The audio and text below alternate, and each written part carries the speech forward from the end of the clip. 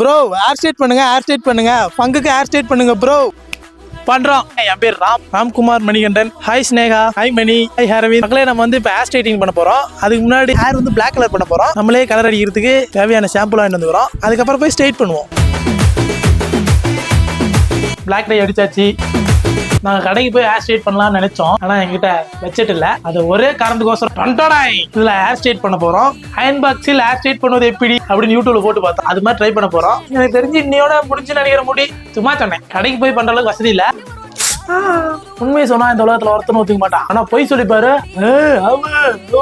பல்ல கட்டிட்டு ஒத்துக்குவானுங்க. ஆமாடா மாப்பிள்ள அப்படின்னு சூடு கீடு ஓவரா வச்சு முடிச்சு விட்டுறாதயா. இதான் பாக்குறதா தீர்த்துக்கலாம். முடிவு கிட்ட கட்டி விட்டுறாத. ஹேர் ஸ்ட்ரைட் பண்ணி முடிச்சிட்டோம். வரைக்கும் நான் கண்ணாடில மூஞ்ச பாக்கல, இப்பதான் பார்க்க போறேன். எப்படி இருக்கு போது தெரியல.